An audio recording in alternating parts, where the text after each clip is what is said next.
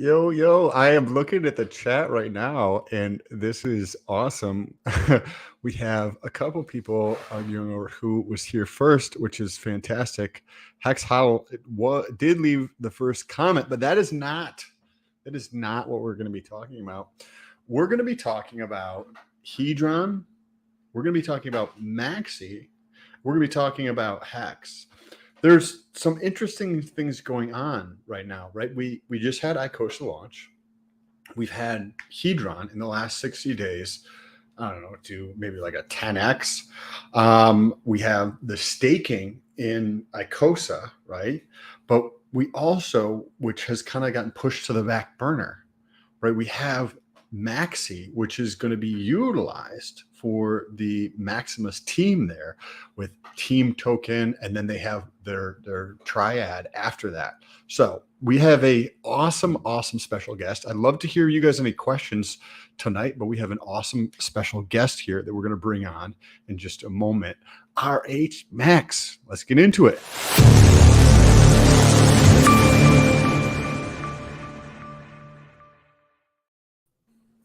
There he is. What's good? Hey man, RHMAX appears. This is the first time I think we've done a stream solo together. So appreciate you, bro. It is. You know, if you check those DMs every 3 months, this is what happens. That's what happens. I didn't. I checked the DMs and I was like, oh shit. Yeah. I'm also debuting the shirt. I will have it again. It's not like RH Maximus stuff. It's literally a Richard Hart Maximus shirt. It has nothing to do with my channel. But I'll be giving away these in Vegas for free. Not selling anything. All swag is free. And yeah, it's got this. And so for anybody who is listening, it says Richard Hart Maximalist since 2017. There's a picture of Richard Hart's head, and then it says CFD token Roger Ver Survive. Yes. Is that what it says? Yes. What does that bottom line mean?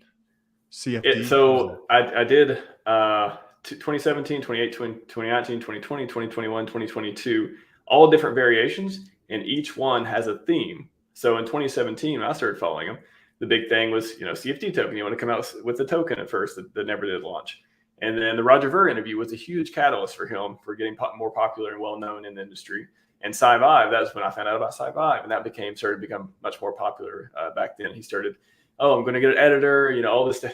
He's been trying to edit it and get it in print for a long time now.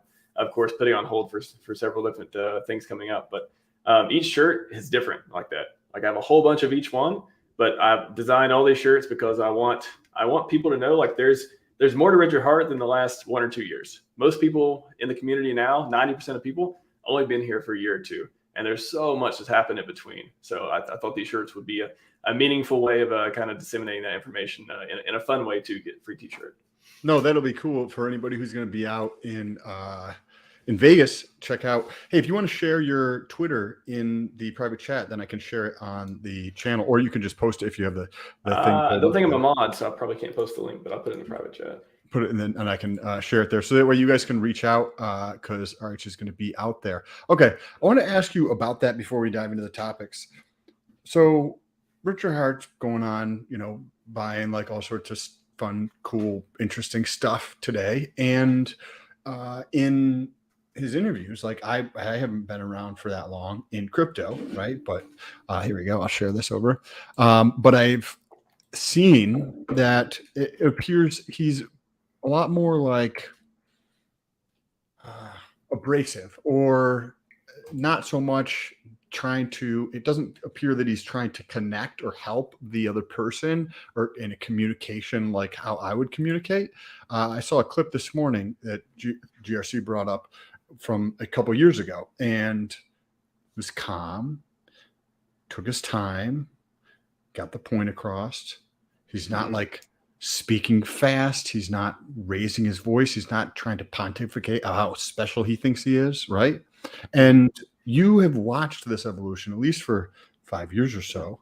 What are your thoughts on that? Because like it's clearly evident. Like we watch it, and you just see somebody that's like wants to talk about how special they are, which is perfectly fine. Yeah. Everybody wants to talk about themselves. It's not a bad thing, right? But you've seen this evolution. If you look at older content where that's not the case. Well, why does he change his voice depending on who's interviewing him sometimes? I mean, he does all kinds of things. There's a method to the madness. Everything Richard does is like very calculated, but in like a healthy way. He does it like he is so good at whoever's interviewing him or whoever he's going against or going with. He knows if they're friend or foe. He knows if he's going to jive with them, if you're going to have a good conversation, or if he's going to be defensive and kind of assert the dominance, be the alpha, make sure everyone knows it in the room. So he changes his behavior based on who's interviewing him and how he thinks they're going to come at him. I've said, as you said, and I'll say it too. I've watched like every interview I could ever get my hands on his channel, his podcast he did. He's never shared, like on his Twitter. I've had to like go down the rabbit hole to find all this stuff. And some interviews, he'll go into them and he'll be like, oh, even during halfway through the interview, he'll say something like, oh, I thought this was going to go differently, or I thought this was going to be more, apprehensive and what we're going to be fighting, but actually, we got along. And every single technique he uses is for him to get points. At the end of the interview, he wants whoever's watching, he wants them to know that he is the best guy in crypto. He is the smartest guy in the room. He is that person. And, he talks about, why would anyone do that? Like, you would think that a lot of people connect with other people by them being humble, them being respectful, them not being this dominating type of person in conversation. But he owns this little area of, I am going to show you I am the best, and I'm going to get more people. I'm going to get more followers. My brand is I am the best. So if your brand is I am the best, you can't just be like, oh, I'm going to be nice sometimes. Or if you do, it's always you're always playing an angle. He's always like, I'm going to be nice because, I want to show people this side of me. I've been playing, the rowdy one for a while now. I've been saying PP a lot. Now I'm going to like calm down a bit, have a chill conversation. So everything he does, and it's amazing he's able to switch between these different personas and stuff too. But everything he does is for a purpose. So that's why I say, like, if you see something Richard does, the way he's acting, what he's doing, whatever it is, and you don't understand, like yourself, it's probably a deficiency on you, not him. He's probably not messing up. Of course, he makes mistakes, and I'm sure there's things that if he really got it down to it, he wish he would have done differently. But most of the time, he knows exactly what he's doing, and it works. He's proven that. So this is interesting. And this is reminiscent of, I followed Tesla for a very long time, 10 years. And I would find different podcasts and I'd listen to the conference calls where you would actually get to hear Elon talking, and then you'd follow Elon and other top executives on Twitter. And if they did appearances or things, you could you could kind of glean what was happening within the company to get a better idea of what was taking place, or former employees, right? Listening to that, and then reading what some of the mainstream media, just so you can get an idea of the FUD and the fake shit that's out there, right? And it appears that you've done something similar, but in the realm of Richard Hart, in terms of gathering an understanding of the person at a deeper level, because you've been doing it over time, right? So time is a differentiator, right? Because you get to see shit over periods of time. Like, I've been doing certain things in my life for well over 20 years. I have experience that nobody else is ever going to have, just because I have more experience on that for 20 years. I see more shit, right? Same thing with you and RH. Now, given that you've been able to consume these pieces of content and gather this information and insight and see the behavior, what are some things that you think are like misunderstood in the community that we're in? What are some of the things that you see are misunderstood? Because I could tell that around Elon Musk. I'd be like, this shit for like these fucking morons that don't even know what they're talking about. Right. And you could see this and understand the authenticity of what is going on, even if it comes off as brash or idiotic, or it's like Asperger's or whatever the case is with Elon Musk. And I'm sure that there are nuances or certain things that you have seen or understand at a deeper level than I do, or the audience that would probably benefit by you sharing that. Yeah, I think the first thing is people tend to treat them like, either put them in the businessman category or put them in the capitalist category or put them in this, spoiled rich kid or rich guy category, where, he's selfish or he's flashy or he's flamboyant or whatever it is. they always try to fit him in this box of there must be like, yeah, he jokes about it too. People ask him, but are you happy? You have all this stuff. Are you happy? It doesn't even, the question is a moot question. It doesn't matter if he's happy. Like the question to ask Richard is, are you making progress towards your goal? And he would say yes. I think all the evidence points to that. So when people try to put him in this box of like, okay, he must have some angle, he can't be good at everything. Why does he always say he's the best at all this stuff? None of that matters. Like if you understand Richard, understand why he's doing everything that he does. He wants glory. He wants to be known as he wants to go down in history as a person who did amazing things. He wants to be a great man. And I think he's already a great man. He wants to be worldwide. I mean, world renowned in that way. He wants to literally save you. Sins Foundation, longevity, all this stuff. I think I've said it this few times. I think his bigger goal is longevity research, and crypto is just a means to that. I think crypto will be a footnote to his like legacy in that way. That's how I think important he believes his mission is. So people try to put him in this box where he's like, oh, he's just a man. He's just, he brags too much. He talks about PP too much, whatever. It's all part of the mission. And if you understand his mission is to make himself he's basically blowing himself up.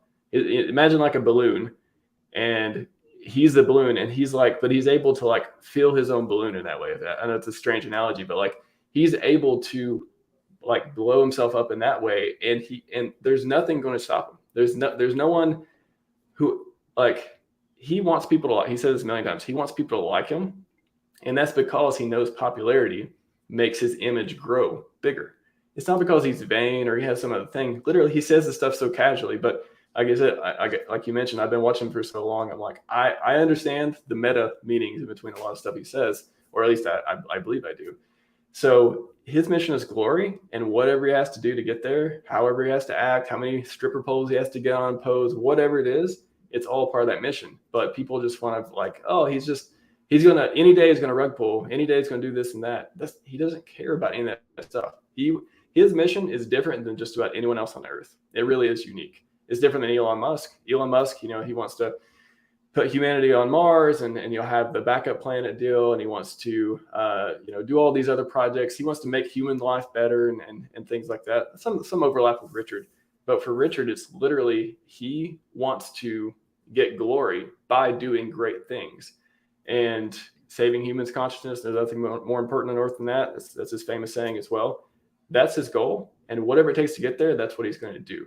So it's I think that's to me, that's the biggest thing. He really is not just some guy. He really is this unique human being, and the things he does is all for a purpose. And like I said, it's some things I've seen him do or say it, and I'll be like, oh, I don't quite understand that the angle on this one. Why is he doing that? But it's just it's not important for you to understand. It's for his glory. And his glory, why it's such a good thing. I wrote a whole blog post about this stuff. The reason we should all be supporting him getting that glory is that along the way of getting that, he's making everybody rich. Like, what's better than that? What's better than taking the people who believe in his products and believe in his system ideas and pumping them up along with him? It's trickle down winning is what I've been calling it. So the reason he's not doing it by like burning down countries or doing all these horrible things. He's doing it in a way that makes him more successful, makes him better, and gets closer to his goal, and does a lot of great things along the way, such as longevity research, which I think is the most important thing.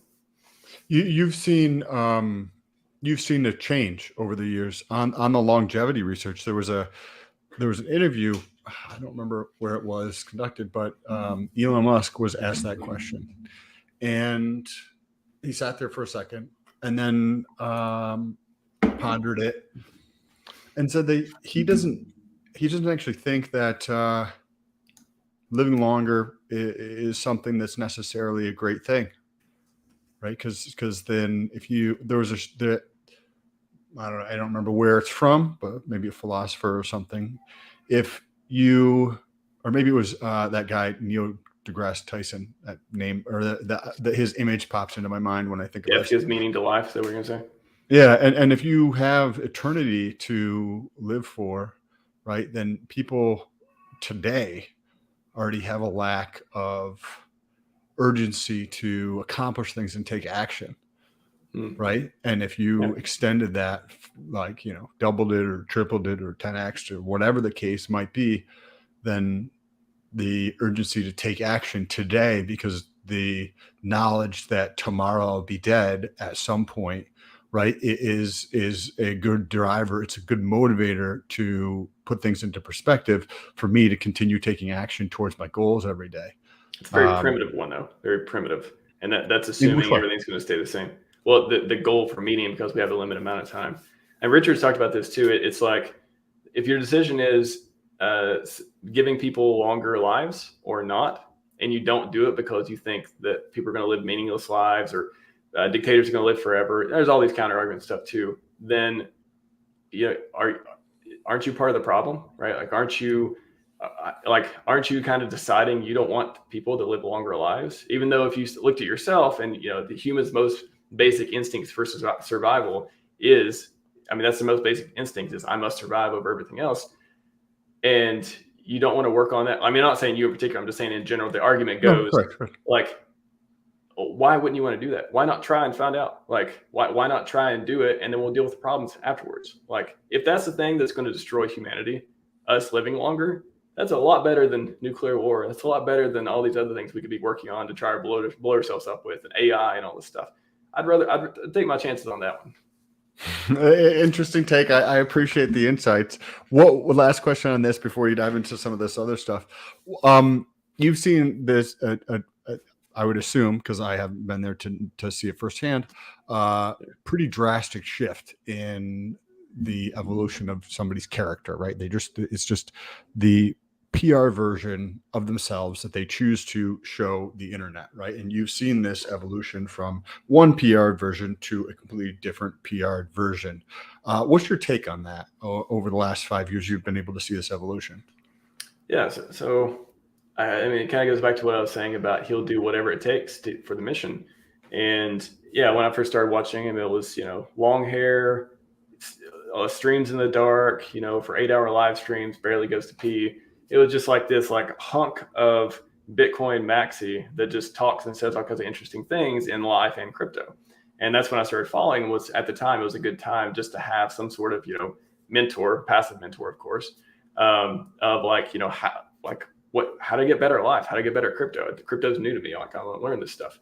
So, and all self-development videos and stuff. So he went from self-development guy, rich, playboy self-development guy type, to around 2017, late 2017. Then he started like, okay, everyone's making shit coins. I'm going to make a better one.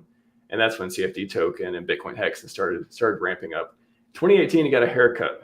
That was interesting. So when he chopped it all off and he started having short hair, then I think he was starting to evolve into more camera friendly, more people will like me if I look not like, this rich playboy type with long hair and the throne and the purple. He always wore like these dark purple stuff and all this stuff, which is good, but it's not appealing to mass crowds. And again, that's he wants to appeal to most people as possible.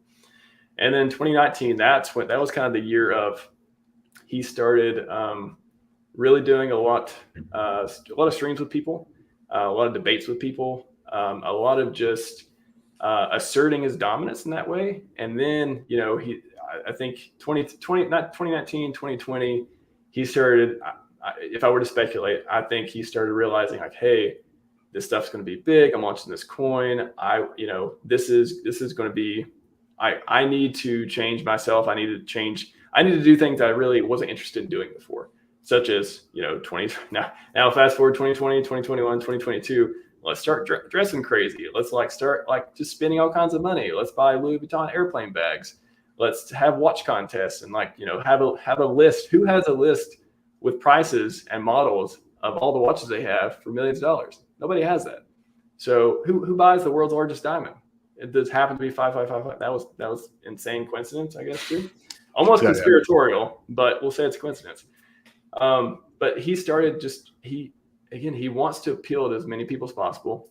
I don't know how many streams I've seen where he'll be having a stream with somebody and they'll say, why do you do the things you do, blah, blah, blah. And he'll say, I want people to like me. He is so upfront about it, and he's serious. He is super serious. He wants people to like him because more people like him, means more people buy his stuff, his products and stuff like that. Again, he's not trying to sell you anything. He's trying to get you into the ecosystem where, you can buy the coins yourself and do what you wish with them. But everything adds to the momentum for him becoming this great person. So, in your opinion, obviously, because we don't know, when Richard Hart is wearing ridiculous clothes and things like this, what's the idea behind people liking that, right? Because it's not something that particularly appeals to a lot of people, right? But so I don't. Where does that? Like, and I'm curious to hear your thought on that, because it's not something that's a lot of people are turned off by that. They're like, this is ridiculous, right? But like, yes, there's a certain. I've said before too. I think if I started following him or I came across him in 2021, 2022, I don't think I would have stuck with it. I would have moved on to a different community because that stuff doesn't appeal to me. But he's not trying to appeal to me. He's not trying to appeal to you. He's not trying to appeal to the person who's already in, the crypto person. He's not trying to appeal. He's trying to show everyone he's better in that way. And I know it doesn't directly always convert into more numbers. So sorry to interrupt you on this, but so when somebody does that, to me, it just sounds like insecurity, right? Like, so somebody's like, oh, I'm big shot on fucking line. To me, it just sounds like somebody's insecure. I don't know, right? Yeah, but the whole body of work, though, the whole body of work. If you saw somebody, let's take that example. You see somebody looking like Richard walking down the street. They got a whole bunch of crazy bags of stuff, blah blah blah. Yeah, I'd be like, oh, I don't want to be any part of that. Like, that's some rich guy. Maybe I'll take a picture, maybe I won't, whatever. But if you see that, and then maybe you Google him or whatever, and you see Richard Hart, and then you come across $1 million of watches. Oh, he's got crypto products. Oh, he's an entrepreneur. Oh, you see his life story. He went from nothing, from rags to riches, literally, all this stuff. Then if you make it to that point, now you're converted. You're either converted or you just Googled a bunch of scam stuff. And now but I think even at that point, once you just get like a little bit of that carrot and you Google scam stuff, you go, oh, this guy's even more interesting. He got sued for spam in 2001, whenever it happened, which is like the most non-point ever, the most moot point ever. Who cares what happened 20 years ago? But like that, it's just, you know how much spam we get today? Like, it's ridiculous. Oh, it's crazy when people bring that up. Oh, he's such a bad person because he got sued for spam one time. Who cares? What does that take away from anything he's ever done? Like, it doesn't paint his profile as a bad person at all. But no. I guess the point is, like, it doesn't directly convert people when they see that, but it builds. It's like it compounds his image. It compounds his brand, and more than anything, too, he gets memed. Richard gets memed more than who else? What other crypto founder gets memed more than Richard? So you got to think outside of just the person converting it. I know that's like the first layer of thinking, oh, why does he wear this stuff? It looks ridiculous. Nobody likes it. But then think about how many pictures are going around the internet with Richard with, crazy necklaces and like rings and shorts and shoes and all this crazy stuff. And now people are putting funny things and memes go viral. Again, what does Richard want? Become more popular. Build his brand, become famous, be world recognizable. Memes are a huge part of that. And that's the play, in my opinion, for that one. Thank you for that, because it's interesting to hear somebody else's point of view who has a lot more experience in that, like of grasping the understanding of a person. Because I don't have that. Like, some of his stuff I just don't even watch, like, because it's. Oh, I've not enjoyed the live streams for the past 6 to 8 months. I'll say myself, I'm not some like Richard cheerleader. Like, I think anyone who's watched my streams, they'd be like, this guy is not just some like psychopath in love with Richard Hart. Like, that's not what I do. I pride myself on first principles. Like, I pride myself on wisdom, health, wellness. I just think, hey, if I'm in cryptosphere, who's better to follow than this guy? He's making me rich. He's making me smarter. And yeah, he's built this community. So I criticize him. I think I criticize him probably as much as anyone. Like, ask me what I don't like Richard Hart, I'll tell you all the things. When he talks about computers, he's not a computer scientist, everyone. I would not take his advice on computer science stuff. He's not a computer scientist. He's not a security expert either. Being a security expert, I can tell you, he's not a security expert. I'm sure he knows a lot of stuff. He's knows a lot of stuff. But, it's Richard is not a panacea for everything. But he's his own mold, and you know what his mission is. So so we had touched on this, and I want to just do a little bit of an intervention here around computers, because I did forget that you're a security expert, right? So is it with the software security, or was it hardware security? I don't remember. Was there a specialty, or is it kind of all encompassing? Yeah, I mean, I'd say software overall, although my career has encompassed a lot of different directions, the hardware side too. But and then crypto more recently, I've kind of converted a lot of my skills into that. So I'm still learning on crypto security, although I feel like I don't know, maybe I'm underselling myself at that point because a lot of my stuff translates. But yeah, software security. Yeah. Well, so on the crypto side of things, for security, what are your? I'm gonna give you kind of like, I'm gonna tell you about my shit, right? Not like extreme, but like tell you like this is what I'm thinking, and I'd love for you to tell me what to fucking do to get better, and hopefully that it's helpful. You want me to some tell of the you how you're people. going to get hacked? All right, let's do it. Okay, so having a separate computer, that the only thing that I do is crypto on that computer, and using a hardware wallet. And then at some point, probably in the next week or 2 weeks, I'll be splitting that so that the bags are not all in one, hardware wallet. Yeah, and that's basically That's a it. decent setup so far. Any like, hey, maybe you could try this, or hey, maybe this would be something that's overboard, but it's an interesting way. I don't have a VPN, so that's You don't probably need a some. VPN. You don't Okay. need a VPN. I have a whole video on why you don't need a VPN. Yeah, VPNs are good for working remotely, good for traveling at home. Who are you protecting against? They do nothing VPNs do nothing for preventing you from getting hacked. They do absolutely nothing. They maybe change your IP address, which you can do manually yourself. And so people like them for privacy, and they always conflate privacy and security. VPNs do not stop you from getting hacked. It's like this notion that may have been true 20 years ago. It may have helped a little bit, but not today. You don't get hacked by somebody knowing your IP address. You get hacked by them sending you a phishing email or a browser exploit or something like that. But okay, you said on that. I would say the biggest thing that we talked about before the stream, Mac. Do not use Windows. And you're gonna say, oh, but I don't like Macs. Oh, but they're hard. Oh, there's a learning curve. Oh, but they don't have my favorite programs. Buy a Mac, install a virtual machine software, and run Windows inside the virtual machine software to run your favorite program that does it through that. Or have two different computers. So, for example, the only critique I would say on your setup for the hardware wallet and a non-connected, non-internet connected computer with a hardware wallet, except when you absolutely need it, of course, to talk to the blockchain, is that computer should be a Mac. That's what I would say. Like if it's a Mac, 99% of malware is written for Windows. If you want to be in the 1% of people not getting attacked with malware, it's just math. It's common sense. Use a Mac. And especially if it's not a computer you're going to use every day, if you're just going to use it for a hardware wallet, oh my gosh, that's the perfect setup because you're never going to use it. You're going to be confused just a little bit every once in a while because you're going to forget how to do this or that. But I'm telling you, it's like the best investment you can do for security for the average person trying to do crypto security is use a MacBook with a hardware wallet or use a MacBook in general.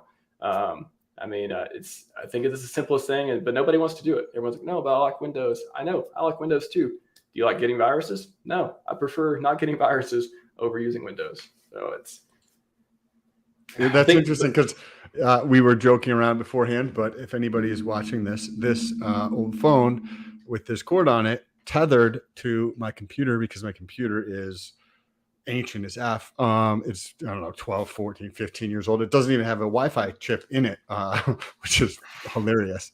But we put on the thumbnail, or I put on the thumbnail around Hedron hex staking and ICOSA and Maxi.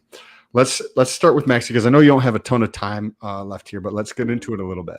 What's your take on the Maxi? And they've got 3 other tokens coming out right now.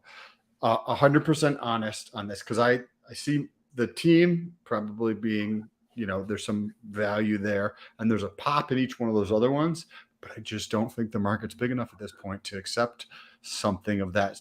Something with 4 tokens coming out after there's project after project after project after project after project after project after project. I'm not sure how much you found is a good going to project. Thankfully, you found a good project out of all the sea of shitcoins. This is kind of fresh in my mind since I did catch you on yesterday. Great stream, by the way. Look it up if you want to see that. I've finished clipping, but the clips will be out. It was like a couple weeks. I'll stagger them. But and Maxi, so I think when Maxi first came out, I was like, okay, I can trade 1-to-1, get my hex, get hex for Maxi, and instantly it was worth almost twice as much, like a 1.5 twice as much. Cool, that's a great deal. And then with Team and the perpetuals, what is it? It's like base, lucky, trio, base, trio, lucky, Deci, which is 1, 3, 7, 10. So with those, when I was talking to Dipcatcher yesterday, I've always found it hard to like see the supplementals in them compared to Hedron and Icosa. And so I've literally had to go out of my way to be like, there's got to be, I know there's something here. I know this is an amazing project, amazing tech. I mean, if you're going to invest in any projects in the ecosystem, something Alex does or something Dipcatcher and Goldkey do, like I'm telling you, out of all the founders that I've talked to, I see their intentions to be the most pure that I've ever seen. Nothing against any other founders, but those 3 guys seem like they have nothing to gain. Like there's no pre-mine, there's no, all this stuff going on. They just want to see Hex do well. So they want to do amazing derivatives for Hex. And of course that translates to PLS and stuff like that. But for all the tokens, yeah, that is kind of, I guess it could be a criticism. Oh, there's a bunch more tokens now, but you're really not, I don't see that being something that, it's not as if, I'm glad they're all in the same ecosystem. I'll say that, like the same staking platform, because I don't see you having to like mentally keep up with 5 different coins. I see it or 6 different coins. I see it as you being like, okay, I have a staking portal. I'm just going to stake for a certain period of time. I'm going to earn these. I'm going to earn that. And then I'm going to trade back and forth. And the pairs are going to be, Hex and PLS and stuff like that. So I don't see it as a lot more mental gymnastics to like figure out like spend consciousness on these things. My question with, the Maximus ecosystem in general has always been, where's the 10,000x? Where's the big play? Where's all this stuff? And I think my conversation I had with Dipcatcher yesterday, I think I found a little bit more of that with Team. Correct. Even him with the project, even him conversation, I asked him, I was like, where's if Maxi is like the bond, and what is Team like the startup, and then all the perpetuals are kind of like stocks that are more risky and less risky. But he kind of explained most of them as being bonds essentially, but Team is the one that's like issuing the bonds, issuing the things. It gives you control and kind of gives you the I don't know, would definitely be the most volatile of the coins. So volatility can be good or bad, of course, but that's the one that seems to have the best chance at getting a lot of X's on, which I know it's what most people are. The other ones, right? You're just going to get X's as Hex get X's because it's going to mirror what Hex does, right? There's different rates. So it's basically like longer pays better in that way. So yeah, it's a lot of the rates are around the different periods: 1 year, 3 years, 7 year, 10 year. And then the stability of those, like the guarantees of getting yield are different the longer you wait and stuff too.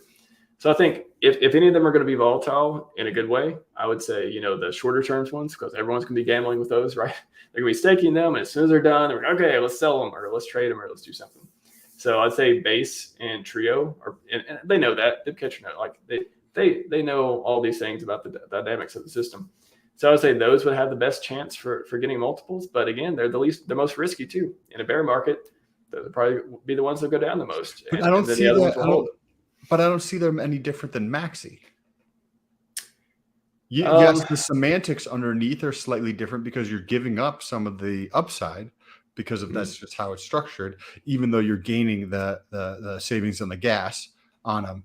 But it's I don't see any reason why that's just not going to track at a premium what Hex does. Hex does a 4x, and base is going to do a 4x too, because that's what it's based on.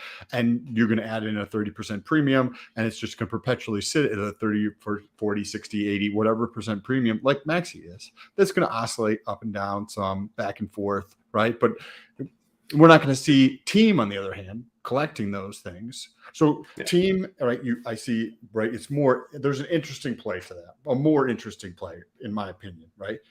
Yeah. What do you think? Team and Hedron there, because you feel to set some context with Hedron if you feel I think it's a much bigger community and much bigger because everyone who's in Hex can mint Hedron, right? So you automatically onboarded tons and tons of people. So I think the community is much bigger with Hedron and Icosa. But with Maxi, I'm just at that point of like, why are they different? I'm probably not going to say this in the best way, but to me, it's kind of like you can't stake Maxi, but you can stake the perpetuals. So if nothing else, there's a reason to hold on to them more than you had before, short term. Now, if you plan on holding on to Maxi for 15 years, when that 5.5 stake comes up, there's a good chance you'll be a very rich person. Now, who's going to do that? Not very many people. They're going to swap hands a million times, a billion times in the next 10 to 15 years. So it's all like all the game theory around it is kind of just made to get you to make these trade-offs or give you a lower multiple if you don't. So everyone's interested in team. Like you said, you're more interested in team because we know that's where the biggest chance for all the exits come from. But there's a lot of people who, they want to take less risk. They want to say, hey, I'm happy just having a piece of the pie in the next 5 or 10 years. I'm already rich. I'm retired. I just want to live off of, these staking systems, all these staking pools. And I think it's just speaking to two different crowds. Like if you and I were both very rich and both financially free and both doing whatever we want, okay, where are we going to put our money? Real estate, stocks, whatever like that, whatever, maybe, stable income, S&P 500, all that stuff.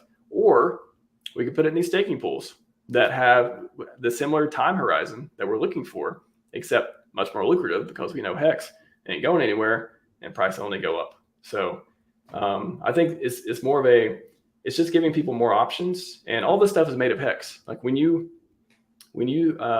buy these things, stake these things like that, just think about a lot of this stuff, even Hedron represents a B share, right? A lot of this stuff is like, it's not quite Hex, even though you could say, it is Hex, but I wouldn't quite go that far. I would say it is representing a component or a piece of Hex that somebody owned before a lot of these derivatives, or the ones I trust, at least Hedron, Max, anything Alex and Dipcatcher and Goldkey make.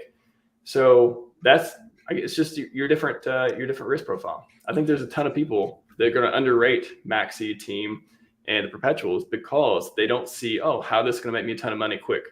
That's not the point. But there's a lot of people who are like, this is exactly what I'm looking for, and that's who it's made for. Thank you for the insights on that. I agree that there's probably this is what I personally believe. I think that with Hedron, there's far more like X's available for grabs with Hedron than Team. The addressable market for the rest of them. Everything's built on Hex. Everything's built on Hex. People and I'm not sure how big that is yet. Maybe it's bigger in the future. I think the more Hex millionaires we make, the more people are going to be staking Base, Trio, Lucky, all that stuff. We're just so early in the cycle. Like 5 years from now, I think Team, Maxi, all this stuff is going to be way more popular than it is today. And Hedron, Icosa, I think they'll still be around. But there's an argument to be said that when a lot of people are retiring, where are they going to put their money? Are they going to put it in Icosa? Are they going to be staking Icosa and staking Hedron? Or are they going to be staking, the perpetuals? I think there's arguments to be made. I know it's so early to see, and it's hard to see that, but it is made. A lot of this is made for people who want to retire and live on passive income. That's what staking pools do, right? You just put money in, you lock it up for a long time, and you get yield. People want to do that for Hex, or they can do it with derivatives of Hex. But when people say, I don't feel good. I don't know. Like I'm not having a good time staking Hex, or I don't think it's Hex's fault. I don't think that's on the derivatives to solve it either. But I don't think it's Hex's fault. I think that's just mostly a mismanagement of portfolio. Like, are you staking 100% of your Hex? Lack of education. Why would you do that? Why would you stake 100%? That's the meme. The meme is 100%. Like, as a responsible investor, that's not the amount you like. Who takes their life savings and puts it all in Tesla? Correct. But I'm 100% in Tesla. Yeah. What did you just do? Like, and I like Tesla a lot, but there's no way I put my life savings into it. So if you're doing that, I would say, not financial advice, but 50, 70 to 80%, I'm okay with that being staked. The rest of it, use it for a rainy day, use it for other projects, use it for liquid, whatever it is. But if you're staked 100% and you're complaining about how Hex is down right now, why'd you do 100%? Like it's not Hex's fault. I think that a broader conversation around portfolio management, however somebody wants to necessarily think about that or define that, because it's going to be different for you than it's for me, etc. But I think that there's an underlying, bad, or there's some bad connotations or negative connotations with liquidity providing, and I think that for the vast majority of people that are in crypto more than tiptoeing would benefit from having a portion of their bags or their entirety in LP, just from an income standpoint. It's like a rental property that pays you daily, right? Like you understand that. Like I just want to clarify too on the 100%. And I say, we're talking about this, we're kind of boxing in as like, okay, I only have one bag, I'm sticking 100%. I don't think that's the case for most people. Like you have over time, you put more money into crypto, you DCA, you have things you want to sell in real life, you want to convert them into crypto. So if you staked 100% of your first time of hearing for Hex, whatever, and it wasn't your life savings, that's a different story than putting everything you got into one thing and locking it up for a long time and not having any liquidity and all this stuff for it. So again, I don't want to, I'm not saying you should never stake 100% of Hex. I would just say, don't do it with all the money you got in the world when you're not going to have anything else coming in. That doesn't make any sense to me. But yes, please stake your Hex. I had two questions for you. Completely okay if you don't know the answers to these, because it is a little bit more technical. If anybody is in the chat and knows the answers, please let me know. So two things here. First one is ICOSA. This is 100% selfish, and anybody else who's interested will get value from this. Can I find the total number of HSIs that are being sold to the ICOSA contract? And it's okay if you don't know, or 100% okay. I don't. I'm trying to think what I do know. Because that's going to give you the idea of the success of a system. If anybody's better questions for Sloth and them, but I would say that you can go to the liquidation auctions and see which ones are coming up, and then you can get an idea of which the number of ones are coming up on what days. But getting the total number that are going to be coming up, wouldn't it also show that? Maybe it doesn't show all of them. I think there's a way. I don't know where or how, but I think that there's a way that if I took an HSI and I put it through the ICOSA contract, there's a way to see that in some way, right? It's on the blockchain. There has to be a way to see that. And I've seen Crypto Sloth, and I've seen other people be like, hey, X number of contracts X number of HSIs have been sold. I don't know where to find that information. I didn't know if you would or not, and nothing wrong with not knowing the answer on that. It may be on Etherscan. It may be some number on some column on Etherscan. If you click on the right contract or the right column or something, or it may be something that you need to write code to query Etherscan's API to do some math on to come up with that number. Totally doable. I'm sure you're able to get it. I just don't know if there's something that already offers that particular piece of data yet.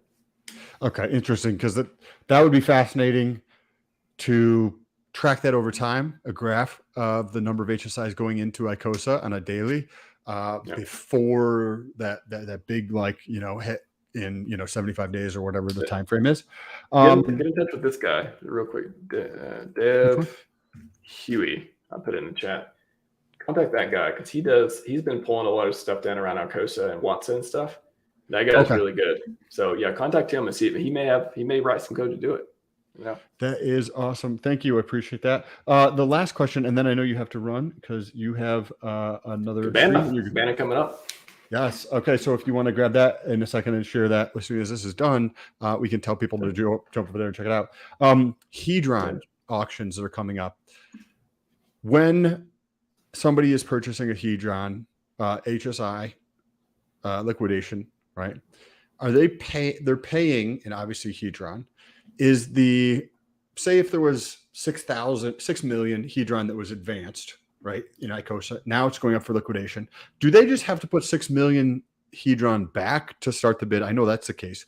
or like, is it the equivalent dollar amount? Because it's the semantics of the code. I don't know if you're going to know this either. Perfectly fine if you don't know it.